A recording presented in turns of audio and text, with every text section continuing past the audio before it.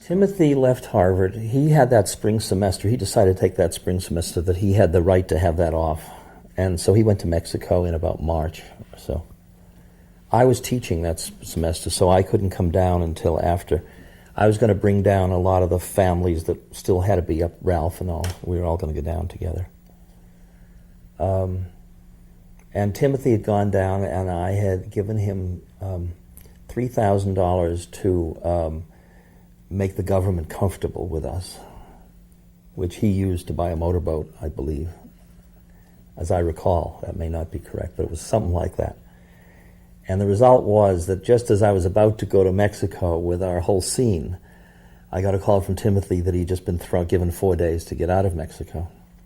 This was the second year we were in Mexico. I mean, we had this hotel in Zihuatanejo the year before with big jar of acid and just incredible. I mean, there was the experimentation summer. It was far out. That's 1962. So this is 63, and so I've just been thrown out of Harvard, and I'm about ready to go down now to join Timothy. Timothy's been thrown out. So I fly down to Mexico. This is a good story. This is such a good story. I fly down to Mexico with a Trujillo agent who we've hired to help Timothy get out of it. It's too late. He's going to be thrown out. The question is, who'll take the acid out? So I'm elected to take the acid out because I wasn't in Mexico. So I'm with a garbage collector who's a very wealthy man who I never heard of, who called up and said, I believe in what Tim's doing, so I'm going to I want to pay your way down to Mexico and help if I can. But I don't know that he's not an agent of the government. On the way back, I have it in a mouthwash bottle. And the plane in New Orleans goes through customs. The bag goes through customs, and then it's going up on the ramp up to the airplane on one of those conveyor belts. And the guy at the bottom kicks the conveyor belt, and the conveyor belt pulls back just at the moment where the bag goes through and falls about 30 feet down. I'm looking at this out of the corner of my eye, talking to who might be this government agent, so I'm not saying, wow, there goes my acid. The acid turns out, when I get back to Boston, I reach into the bag and it's wet. The acid has all gone into a white suit that I have, a brand new white suit, which we then cut up into 1-inch squares, and we ate all summer. We came back to Boston, and then Tim said he had been invited to the Caribbean. So he went down to Dominica, and I said, I'll join you, and I brought everybody to Antigua. Just as we landed in Antigua, Tim met me. He had already been thrown out of Dominica. He met with this group of people for political activism. We stayed in Antigua for about 2 months until we got thrown out of Antigua because we had an acid session, and Tim's secretary, this guy, decided that we were making a pact with the devil by trying to win over the psychiatrists who gave lobotomies. So he went in under acid and offered himself to the doctor to have a lobotomy in order to awaken us to the folly of our ways. So that led to us being thrown out of Antigua.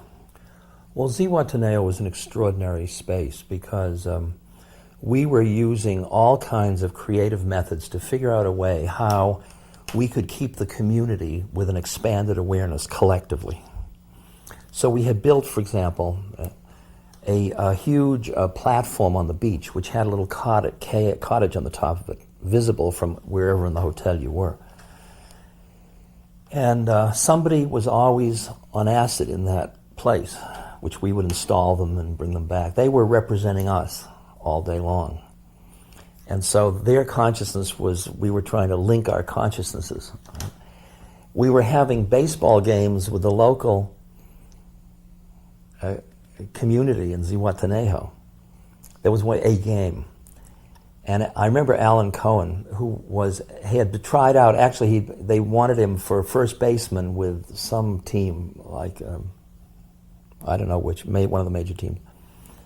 And Alan described how when the ball was thrown from third base to first base, it would come very slowly across the sky, and he would enjoy the beauty of the day and the the camaraderie and the whole thing, and he'd feel the muscles in his arms as he slowly reached up to get the ball. And I don't remember whether we won or lost. Tim would remember that. I don't remember. I remember once taking about 900 micrograms of acid and going into the ocean in the dark at night.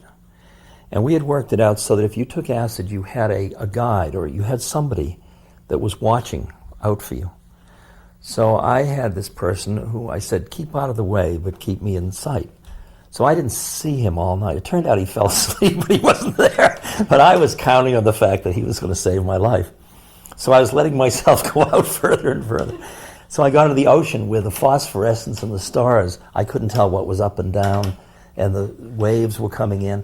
And I thought, well, I think I could just lean forward and die, and it would be just that much difference in the whole universe. Just the littlest flicker of change of energy. And then I felt this cord almost from my heart to this group of people. And I realized I couldn't do that. I was part of this group. I didn't have quite that license in that situation. I was a guide. And I did one a week or one every, if it felt right. I remember one very wealthy guy, I wouldn't run a session for him because I just felt I couldn't make psychological contact of sufficient power that if he had a bad trip, I don't have bad trips with people I guide, but I'll wait weeks before I'm ready to run a session with them. There are two places where in my estimation, you have a bad trip. One is on the way out and one's on the way back. And a bad trip on the way out is because either you aren't prepared to surrender enough to dissolve, and you're trying to hold on to something, and then it can turn into a very bad trip on the astral plane with hell realms and all of the mishpacha that you associate with bad trips. The other bad trip is where you are on the way back, and you come back and you start to get scrunched back into form, and you look at the form you're coming back into, and it's not appealing to you at all. And you push against it. If you push against the rhythm of the session, it seems to me, you're asking for it. But if you listen and tune and go with it, there's all kinds of shadow stuff, but it's not, you'd never call it a bad trip, you would just call it shadow stuff. And over the years, I've changed a lot. I took less and less and less till I took a token dose. And then I've got to the point where I now just use my consciousness to go wherever another human being is as well as I can. How many trips did you take? Have I had? Of what? Of LSD. Oh, of LSD.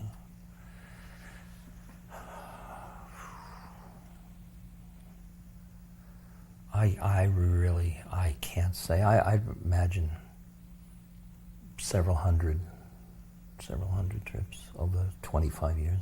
30 years. 34 years.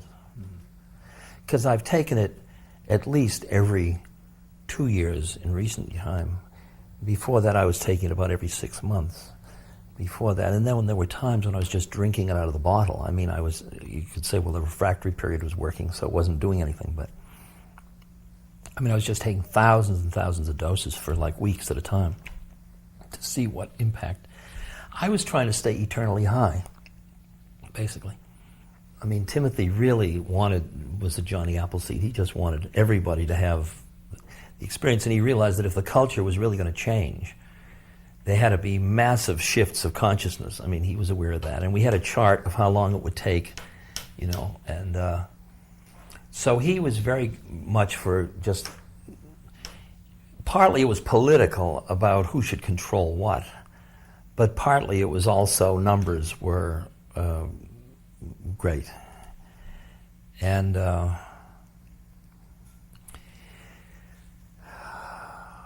I felt that it was, I felt very excited by it. I thought it was a very interesting and good thing for the society. I always thought of ours as a kind of a pseudopod to the society, that the society really needed to stand back from it in order to give it perspective, to allow it to grow creatively. And I felt the society should support things like this, not punish them. Were you surprised when they began punishing them, making it against the law, clamping down? No. No, because I realized it was too powerful in a society. It was like at Harvard. I mean, Harvard's a temple to the rational mind. You can't go into a temple in the rational mind with something that transcends the mind and get away with it. I mean, it's heresy.